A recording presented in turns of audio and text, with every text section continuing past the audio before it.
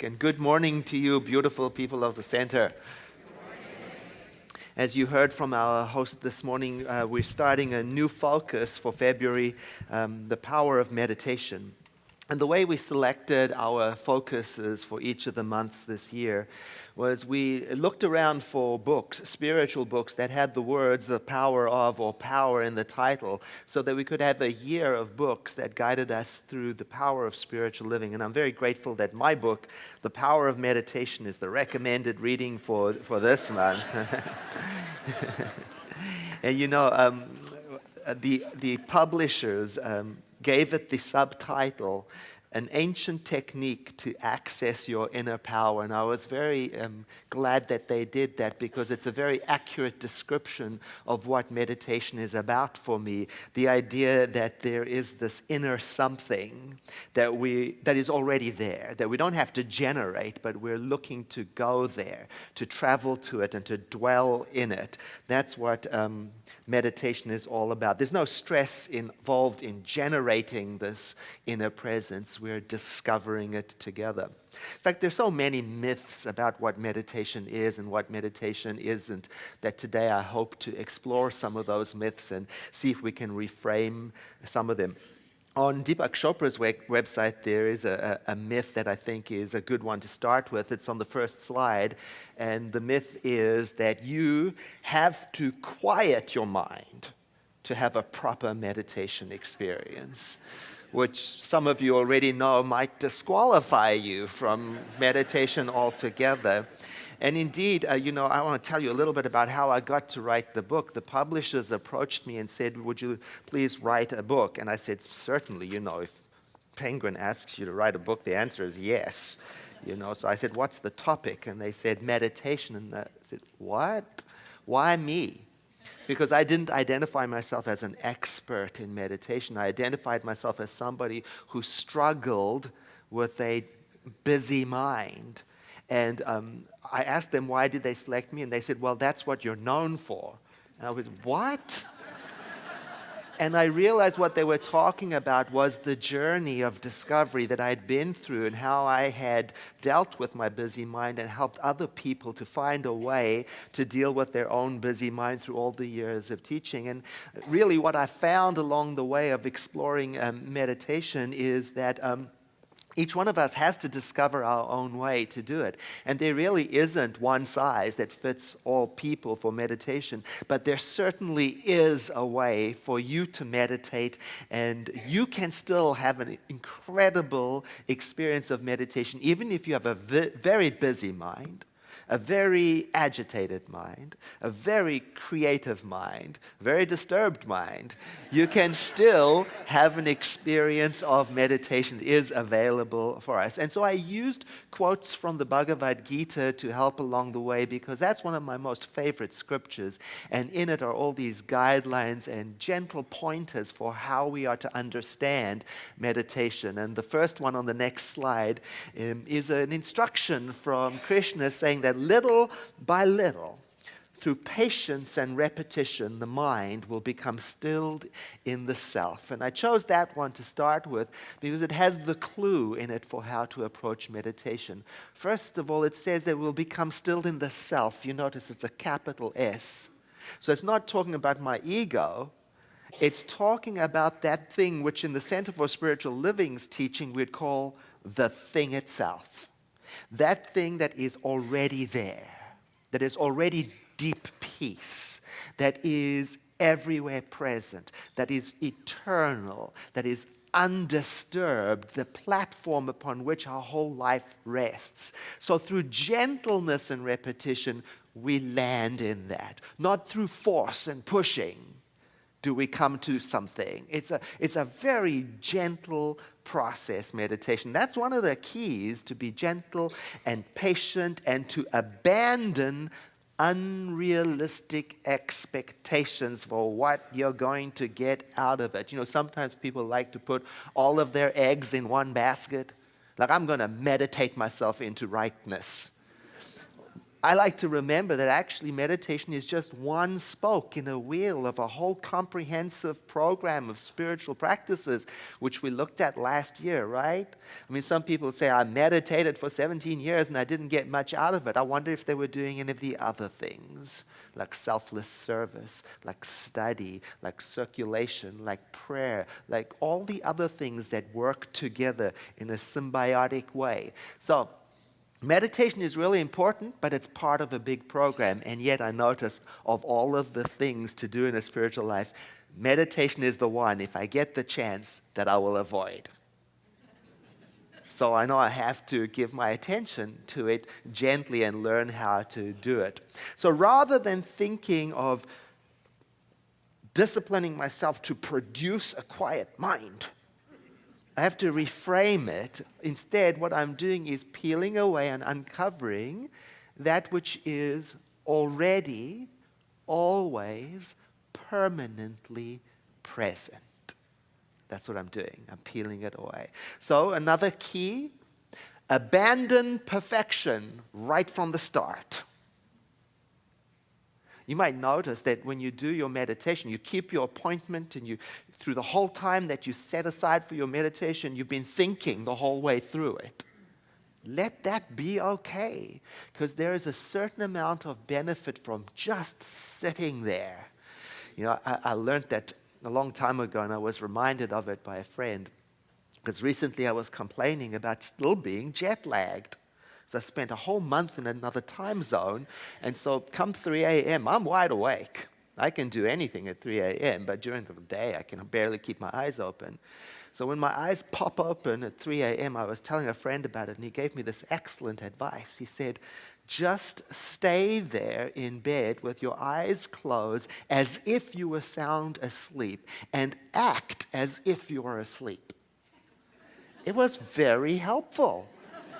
You know, because my mind wants to urge me to get up, do things. It tells me, you're bored, you need to think. It goes on and on. So I learned to act as if I was actually sleeping, and it reminded me that this is also true of meditation. Act as if you are meditating, right? Just keep the appointment and sit there. And then you notice this beautiful thing happens. You realize that in the presence of your restless mind telling you, I'm bored, I don't want to be here, you don't have to respond to it. It's amazing. In fact, one of my teachers said, and notice that when you feel the urge to scratch, to adjust your glasses, to move your body, that you can survive not responding to it. I never knew that. So I just sat and let myself become aware of what was passing through me, and just sat and acted as if I was meditating. And then over time, I noticed that I was experiencing something very beautiful, which I'll talk about. But first, let's talk about the next myth. There it is. Meditation is difficult to do. Well, stated more accurately, meditation is difficult to do if you try to do it in a way that isn't right for you. Then you struggle with it. You know, and that's just the way of life. I mean, life is like that.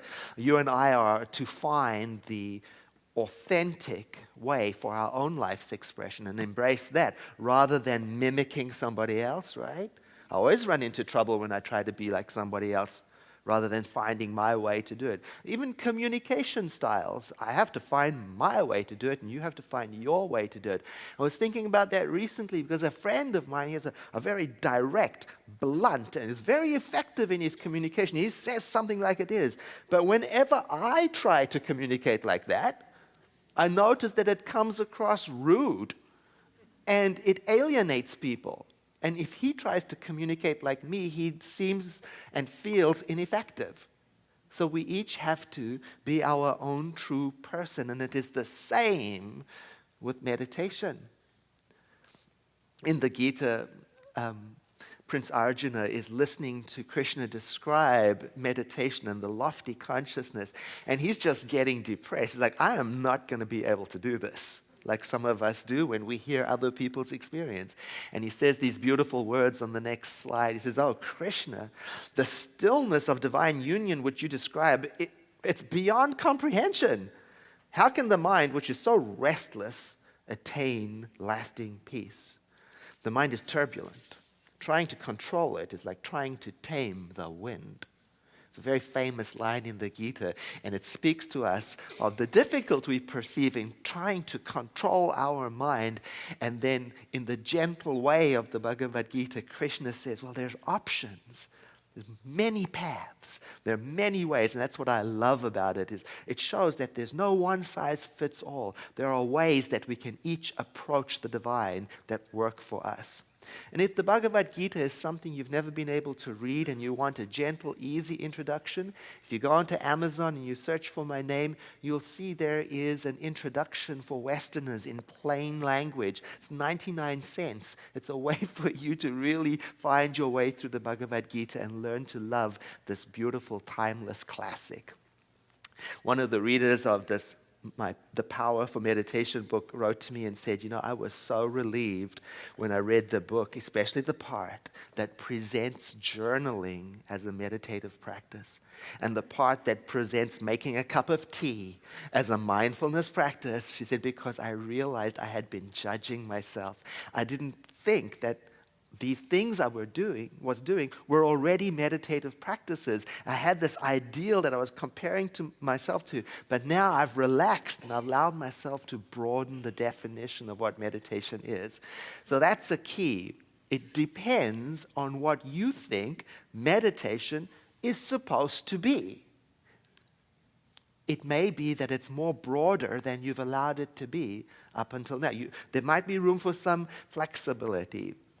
Here's a list of things that make meditation difficult, more difficult than it has to be. Number one, we've heard already, trying too hard to focus when the mind doesn't want to.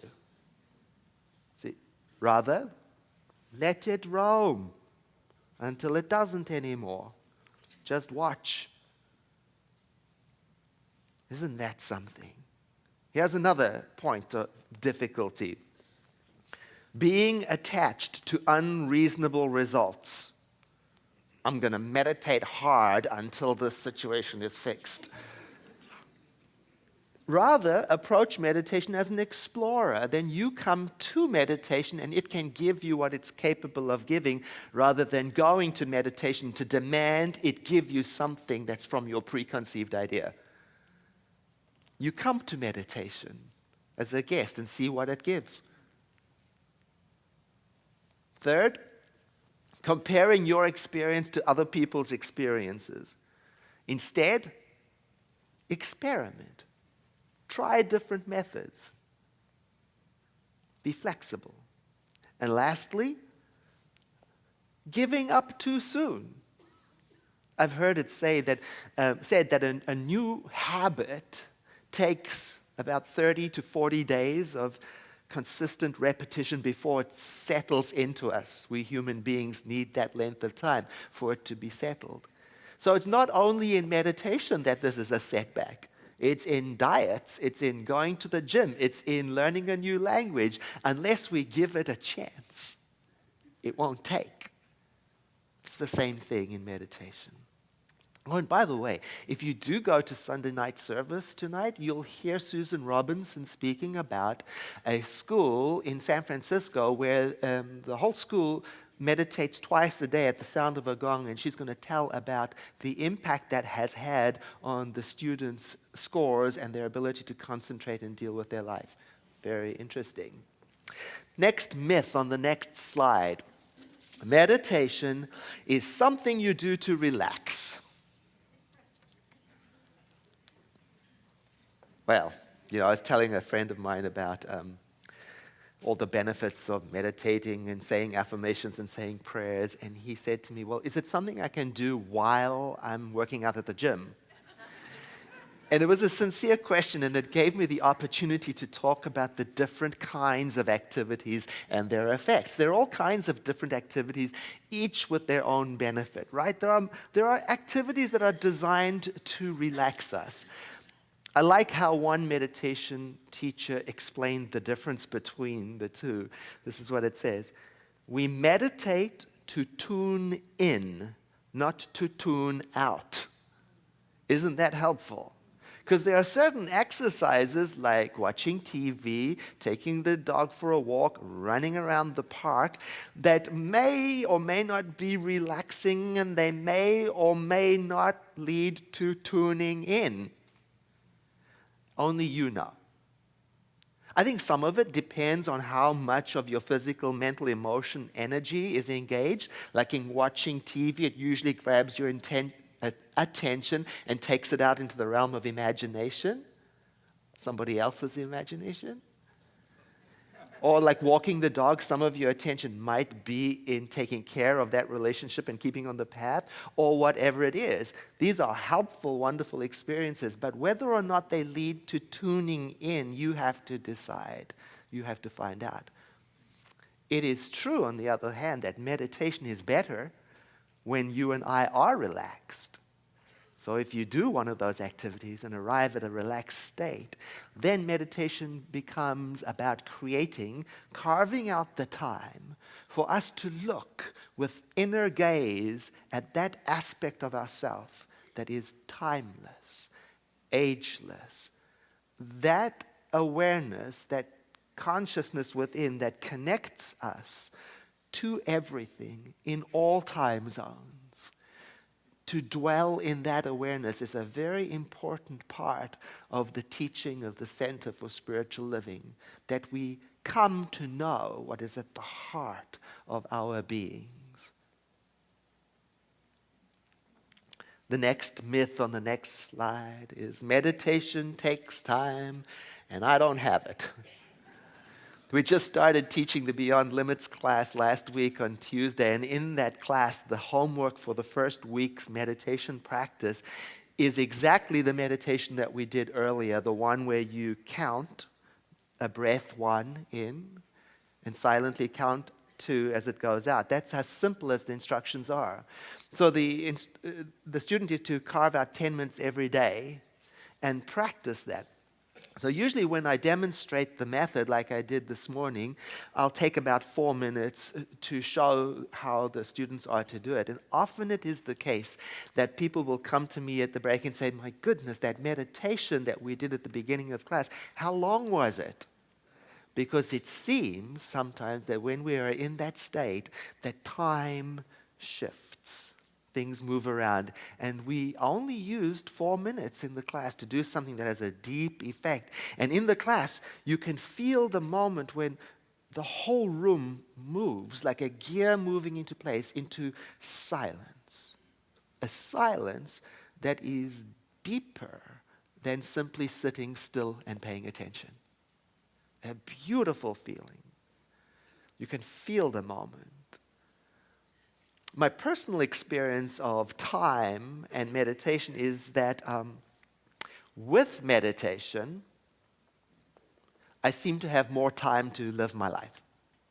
Without meditation, I seem to never have enough time to do what is mine to do. That's just my personal experience. Someone once said that meditation for them is like attending to the alignment of your car. And I understood that because I used to have an old Ford Mustang a long time ago when I was a young man. Remember the boxy bodies? I just loved it. But at one point, the alignment went out, and I didn't attend to it. So although if you start to list to one side, you know how that goes. And if I wanted to go straight, I had to turn slightly to the right, and then it started to wobble, and the journey became less and less safe, and also kind of, I used up more resources to handle all of the conflicting things, and it occurred to me that that's what meditation is like. It attends to the realignment of the vehicle, because it brings things into a place so that my attention is not being drawn upon to handle the veering and the shaking. There is a smoother ride as a result of meditation. The last myth I'd like to address for today on the next slide is this one. When I meditate, I'm supposed to have an otherworldly, extraordinary, enlightened, through the roof connected experience. Whereas more often, the experience of meditation, and this is certainly true of my personal experience, is that it is a very natural, a very normal experience. It's more like meeting an old friend that you've known for a long time, but you haven't seen them. Then when you do meet them again, everything you know about them comes to your awareness and you remember, and you're comfortable in that feeling, in that experience.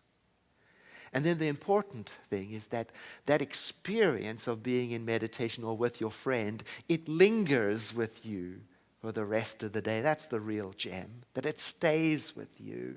It informs the rest of your day. While I was in Bali, traveling around, every morning we got up at 7:30 and we used mala beads. There are 108 beads on here.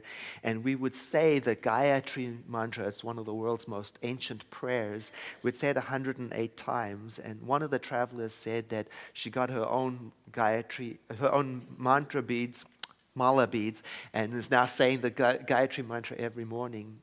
But here's the thing. She notices now that during the rest of the day, when an unsettling situation rises up, she just has to touch the beads. And it reminds her of the state that she visited in the chanting. See, because chanting is a form of meditation where you give your mind, the troubled mind, the busy mind, something to hold on to. And then when done over time, it creates a reference point because you know where to go and how to get there. And sometimes all you need to do is just think about it, and you can return to center.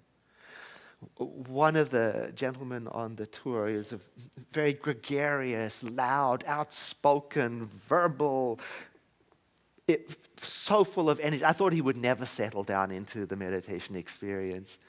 And then I noticed that he didn't miss one of the chanting experiences, and I asked him about it. And he said to me, I have not experienced the quiet I experienced in the chanting experience in any other spiritual practice I've ever been instructed in. And he told me then, he said, my partner and I now wake up every single morning at 7:30 a.m. for a half an hour of chanting, and it's radically shifted the tone of my life. It's informing the rest of my day. It's what he said. It's like getting a gold star. And chanting doesn't have to be in Sanskrit, the Gayatri mantra. You can use beads simply because they're a counting device. And you can say a single word slowly, mindfully, like love, 108 times, and see the effect that it has on you. It's very similar to counting in and out. Or other options, affirmations or words that mean something to you. Prayers, it doesn't really matter. It's just using this method to go to a place of stillness that is more natural than the anxious thinking that the popular media describes for us. Everything is so exaggerated these days that sometimes the expectations that are projected on meditation are so out there that they belong more in the world of the movies, I like to reframe it. Meditation is a natural and beautiful experience. And it may indeed include intense feelings and insights, but they're not the sole purpose of the practice. More importantly to the practice of meditation is what happens next, afterwards, in the rest of our life. How does it contribute to the way we talk to each other, the habits we develop, the things we do, the way we contribute to the world? And that's the focus of next week's message. What happens next? So I want to close with a little paragraph from my book. Without the balancing action of time spent alone in inner silence, separated from the stimuli of the world around us, it is difficult to maintain a confident sense of self. Constant exposure to people, noises, information can, if sustained without pause, contribute to behavior that is called being burned out. When you know how to, and frequently do, access alone time, You take advantage of an inner world in which your mental analysis and even your opinions and ideas can take a rest. In that interior world of silent, nurturing peace, I like to say, is where we encounter ourselves in the form of our undisturbed, innocent self. In other words, there is a frame of mind in which you are balanced, unpressured, not manipulated. And that frame of mind is available, it seems, when you are alone in your quietness. It is for that state of mind primarily that I meditate. So I invite you to breathe in with me, to exhale, letting your eyes close as we enjoy a moment of prayer together, as we each in our own way acknowledge divinity, that eternal presence, that constant, that is the underpinning of all of creation, of all existence, that which is eternal, without beginning and without end, that changeless reality out of which everything comes.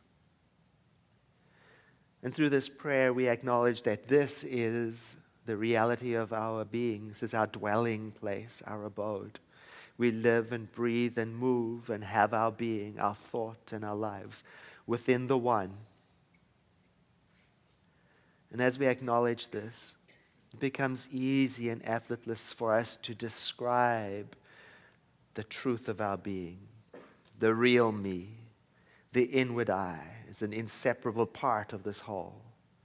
And it is through my recognition of this that the outer becomes as the inner and my wholeness is revealed. I give thanks for this awareness, and I release this word of prayer into that aspect of the universe we call the law of mind, as a reminder to hold it all gently, without effort and strain, so that we may become easily and directly acquainted with the truth of our being. And together we say, and so it is.